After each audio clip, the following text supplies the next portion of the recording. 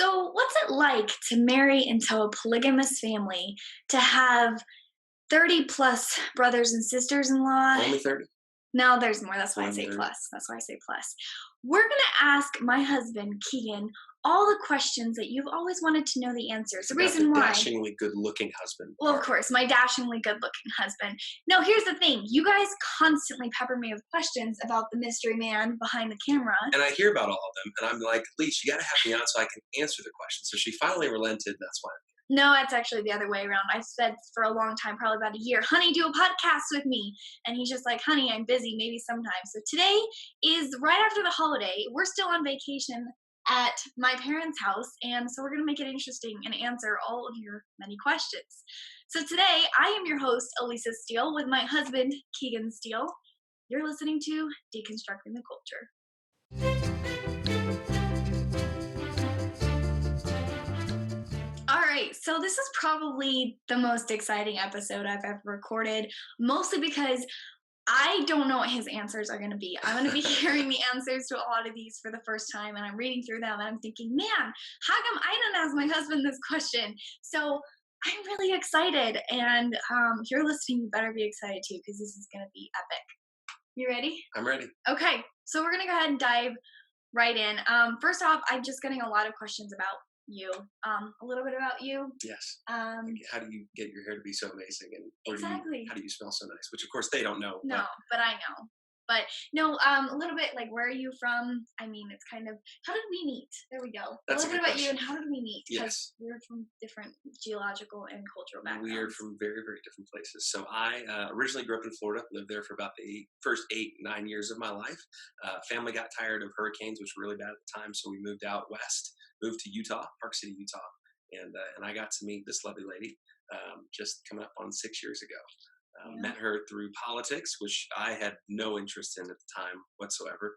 But being a homeschooler, you do things because your mother tells you to. And so my mom That's right. signed. We're both homeschoolers. I don't know if I've talked about that a lot, but we're both homeschool kids. So homeschooling for the win. Yes, Anyways, for keep sure. going.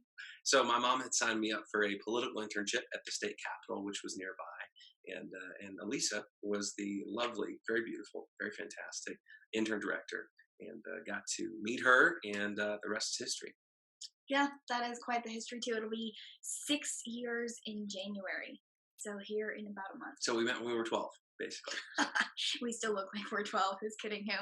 All right. So that's the main question is a lot of people have asked just a little bit about you. So a lot of people are asking, what do you do? Keegan, what do you do? What do I do? Well, it's a good Besides question. take pictures for my Instagram, of That's course. true, which And is essentially a full-time job. he does all of the spell check on my stuff because I suck at spell check. Hey, no, he is. Let's not kid ourselves. Keegan is the man behind Conservative Babes. The plural in Babes is this wonderful, handsome man here, and he is so supportive. I don't even pretend like I can run Conservative Babes without him because I definitely would not. And he is the other 50% you don't get to see as much or hear as much, but he is just as much there. So besides being my partner in crime, what do Yes, you do? because most people don't know that I actually am in your partner in crime. Because there was when we started Conservative Babes, there was also Oh, we're going to this. another. We were going to go into a little bit of this. We started Conservative Dudes as well, which was Conservative Babes was kind of like the ladies of the conservative movement. Conservative Dudes was the conservative guys of the movement, and yeah, so I was there. I was posting a lot of the similar stuff that Elisa's posting, but kind of more so from my perspective. And then I got a full-time job and wasn't able to keep up with it. So I was able But to kind of the account is continue still with Conservative there. Babes. It hasn't been posted on in years, but Conservative Dudes is still there. I mean, Ben Shapiro follows it, so it's Ben legit. and I go way back. So. No, so yeah, we started this together. The Conservative Babes, I started probably about a month before I started telling him, and I was like, oh yeah, I forgot to tell you, I started this anonymous. It was anonymous at the time, anonymous Conservative Babes account, and he's like, oh, that's so cool. How about Conservative Guys? And I was like, no, that's lame. And he's like, how about Conservative Dudes? And we're like, okay, that'll work. But yeah, no, I still have the sticker on my car. I had gotten T-shirts and stickers done up, so I still have the sticker. Yeah, so he's probably a conservative dude. And I now just say he's a conservative babe because, I mean, look at him. He's so freaking cute. Okay, so let's not get sidetracked. You still haven't answered the question. What do you do? People want What to do I know. do? So I am a Without going into specifics. We don't want to be, like, targeted with That's email. true. Let's keep That's it true. vague.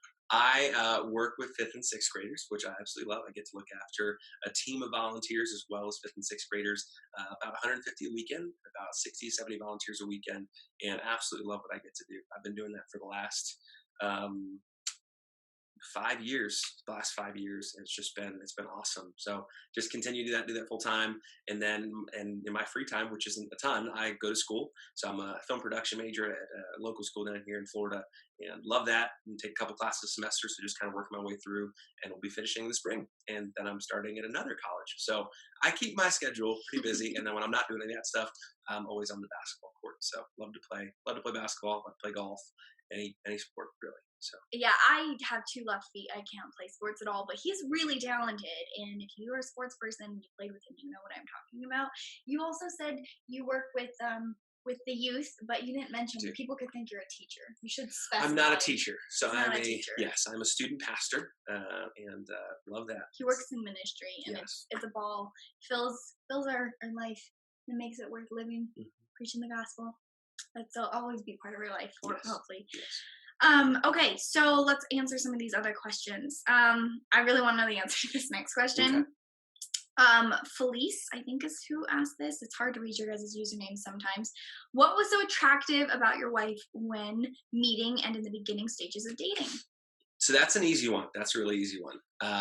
The thing that really stood out about Elisa that was different from just a lot of girls that I just kind of grown up knowing in my teenage years was just her modesty. And she didn't know I was going to say this, but I'll say this. She's just always been a super modest young woman, and absolutely love that. Just because from even living in Utah for much of my teenage years, there just was a lot of immodesty kind of just going around with teenage young ladies. And Elisa was really different in that way. And just the way that she dressed, the way that she acted even was just very different from a lot of the other young women out here. So that really stood out. So it was big. Well, and he lived in LA part-time for a while. I did live in LA. His last girlfriend was from LA, and let's just say I wouldn't necessarily dress the way she dresses. That's all. Yep. So we'll just leave that there. We'll leave that there. All right. So Mitchell wants to know. This is more of a general relationship question. Oh, good good, very good question.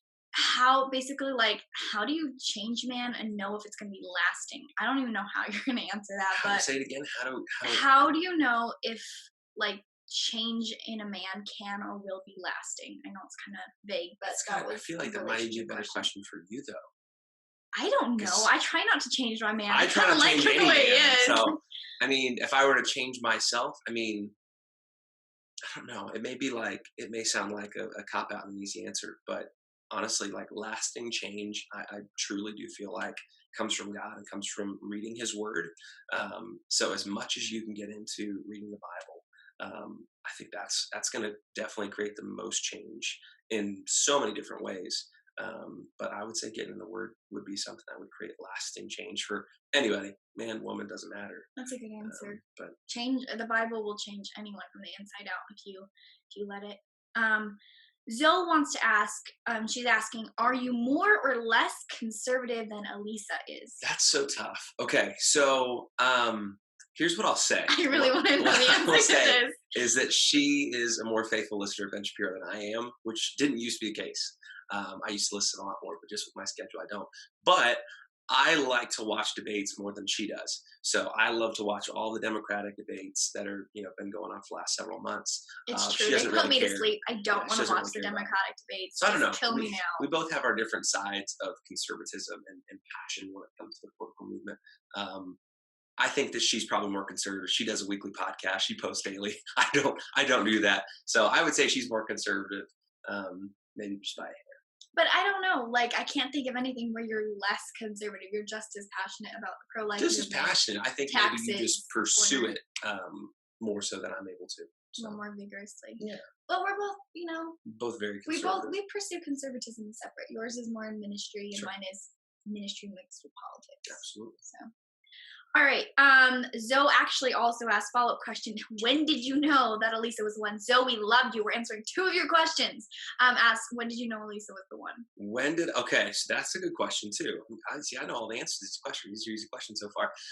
There was a moment. Actually, it was the same week that we had both started conservative age and conservative dudes. We were driving through Salt Lake City, and we were just driving together.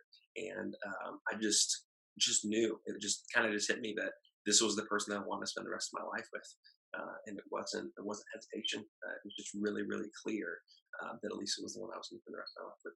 And just turned out that she is. So So I actually remember this moment. And we were driving. I was driving my car, and he was in the passenger seat. I let And you drive. I know, shocking, right? He's a terrible He is driver. a slightly better driver than me. I will say slightly, emphasis on the slightly. No, I remember this moment, and I remember him saying basically like, I don't know exact, I can't remember exactly what you said, but you Mhm. said something out loud like, I'm gonna spend the rest of my life with you or something. And I remember being like, whoa, hang on there, cowboy.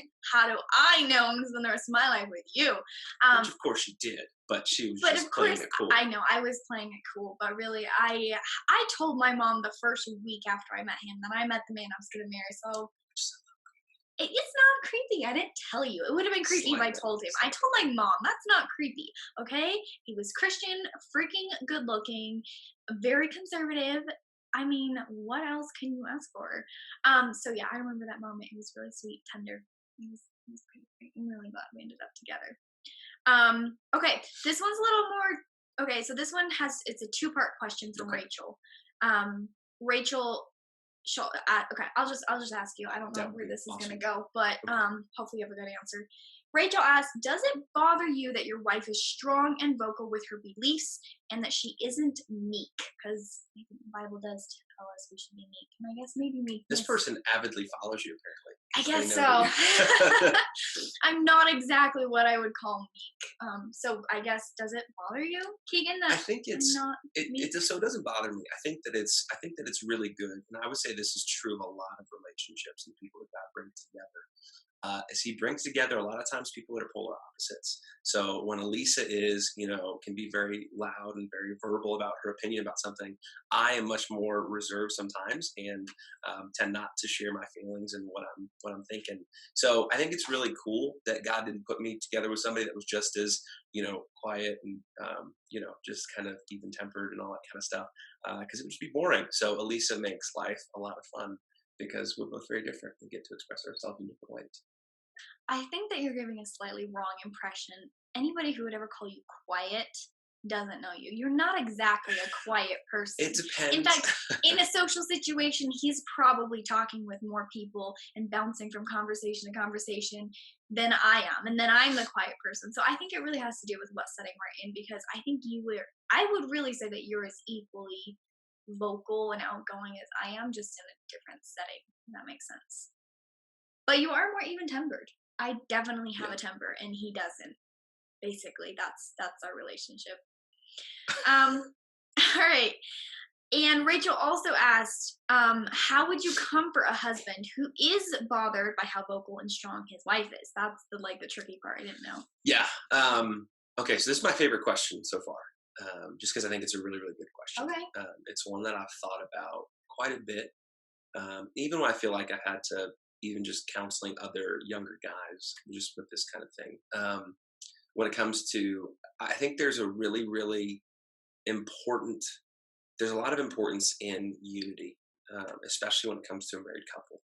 So what I would say is, especially if a wife is vocal or says something even makes a husband uncomfortable in public, I think there is a really really big reason for a husband to support his wife, even if his wife says something that makes him feel uncomfortable.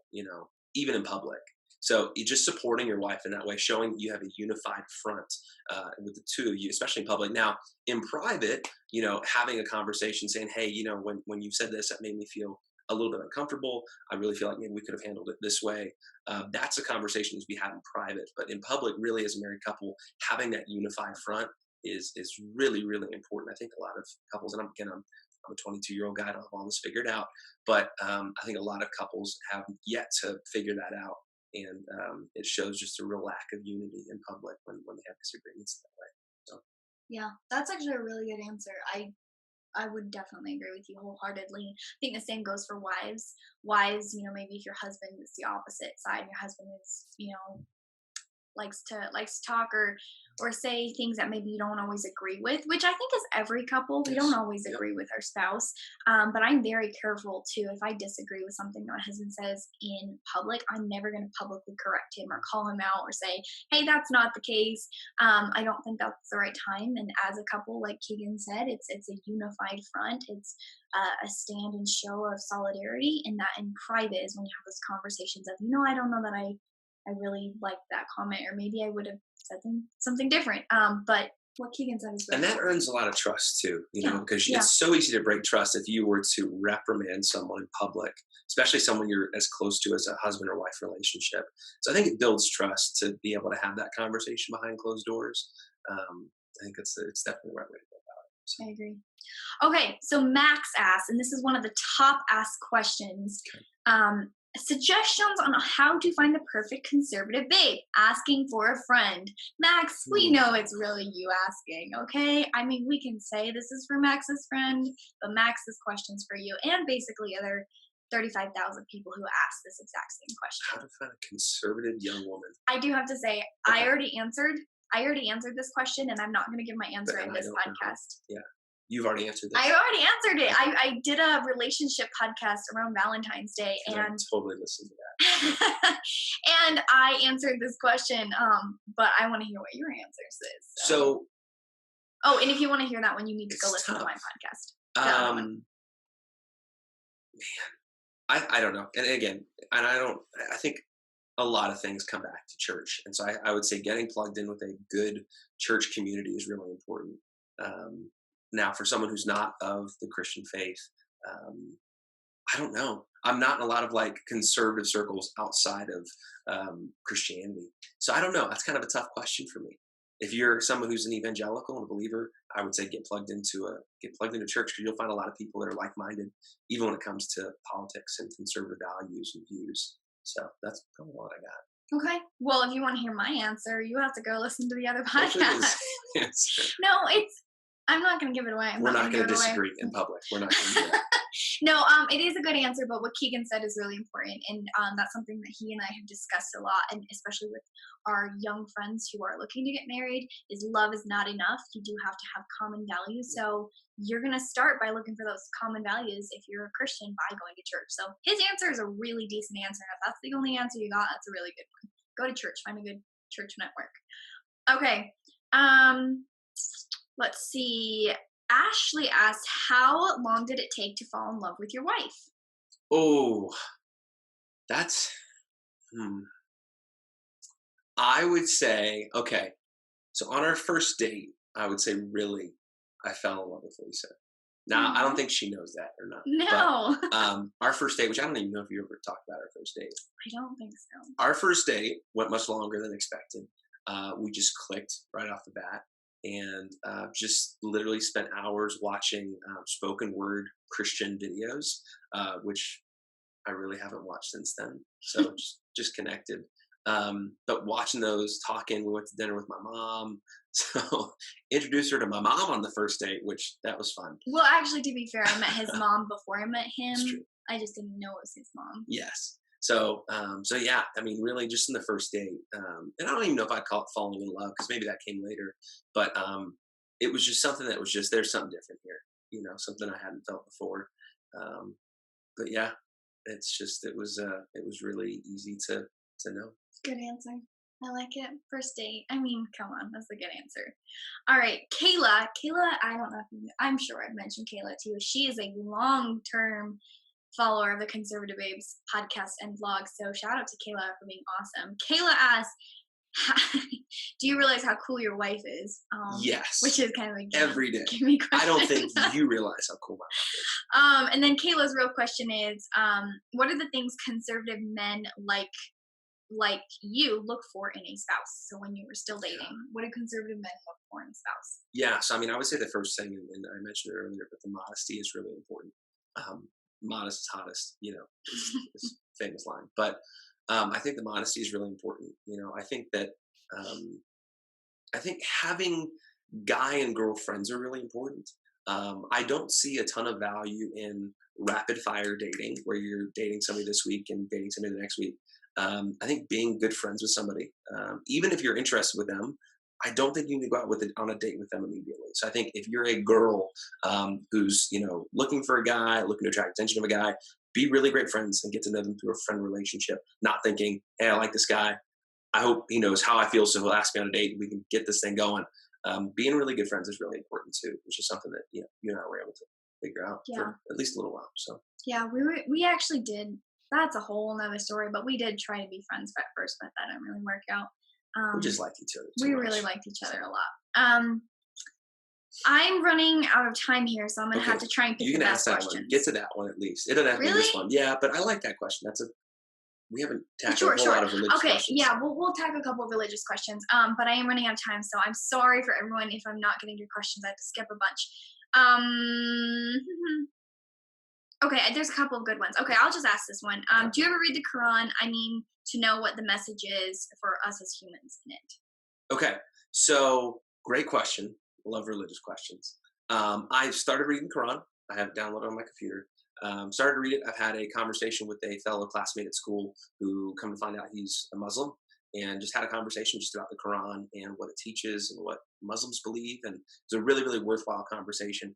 But what I would say is, just even if you're you know a ton about Islam or you don't, James White is somebody I listen to regularly, daily, and he is one of the leading experts on that faith. Has studied it for years. So if you're looking to know more about the Quran and about Islam, James White, Dr. James White, would be a great resource. So Yeah, he's a good one. Okay, I'm gonna do a couple rapid fire. Newlywed groom asks, "Do you worry about your wife being attacked on social media?" um,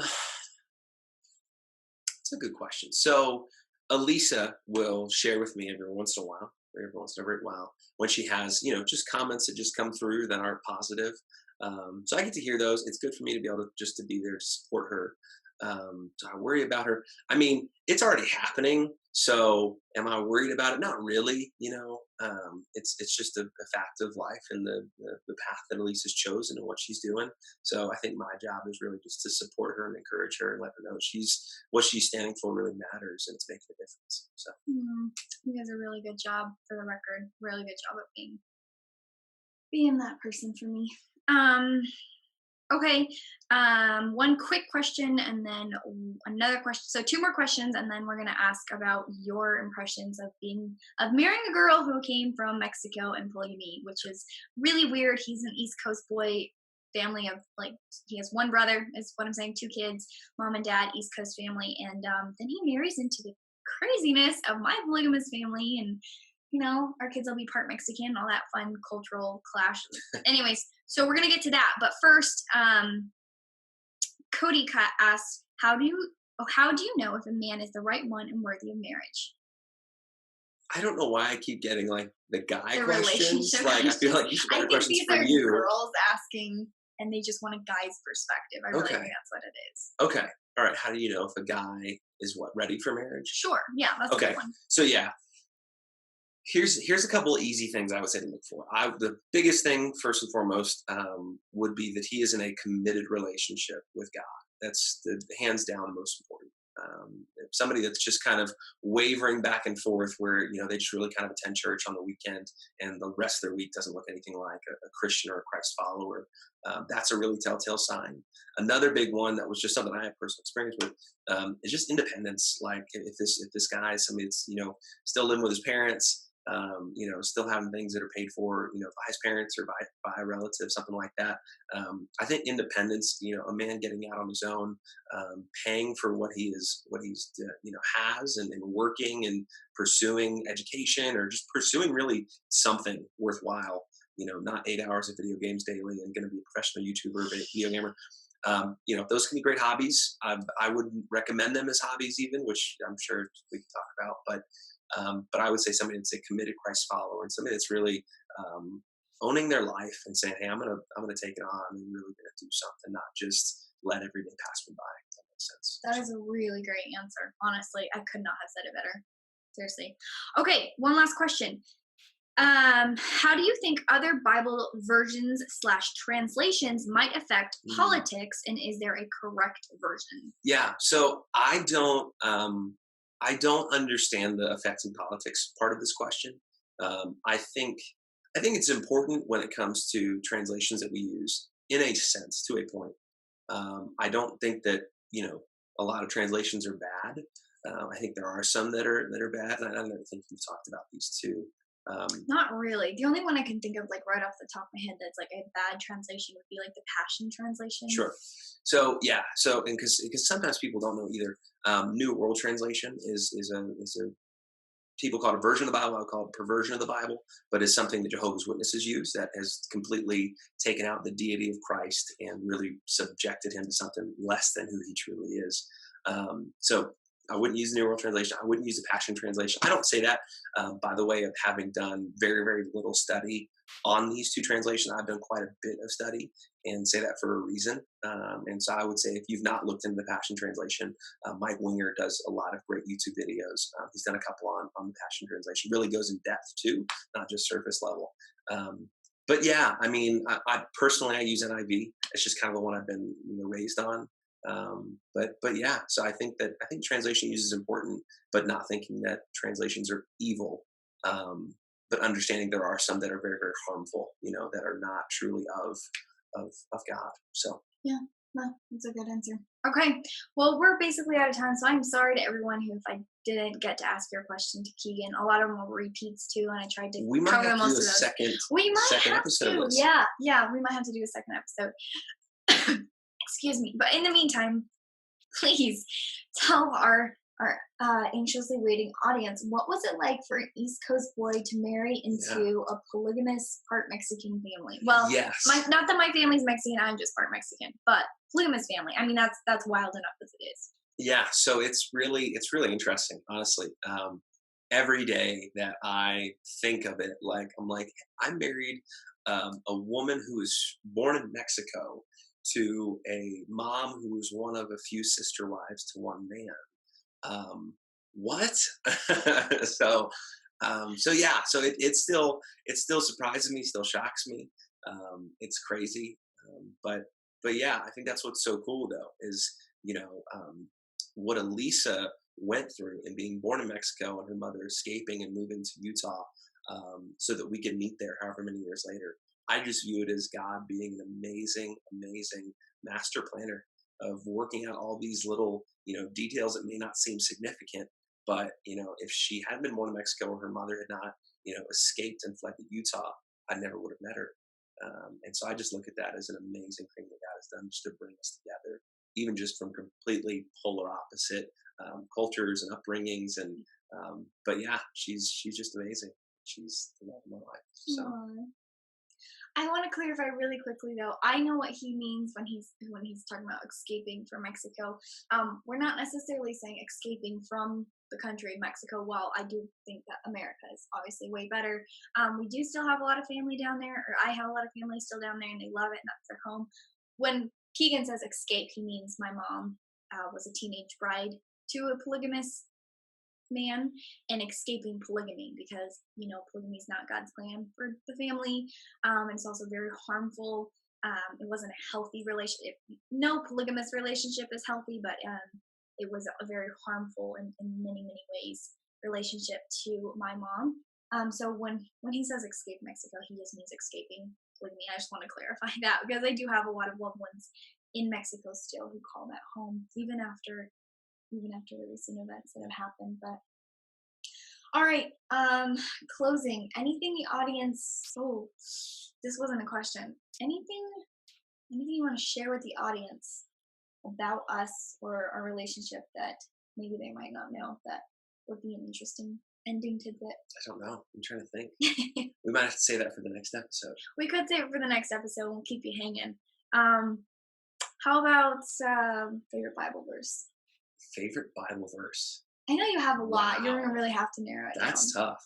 One thing I'll say on Bible verses is scripture memorization, and I'm still working on it. Is so important.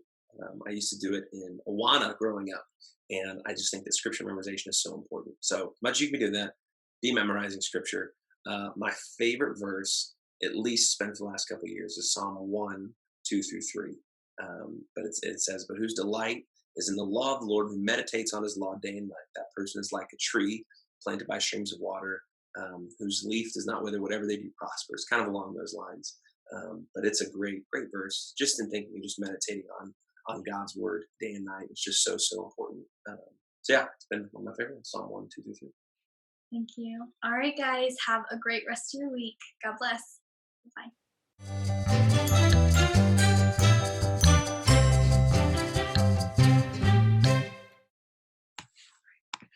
I'm so hunky dunky, life a chicken, birds a sing.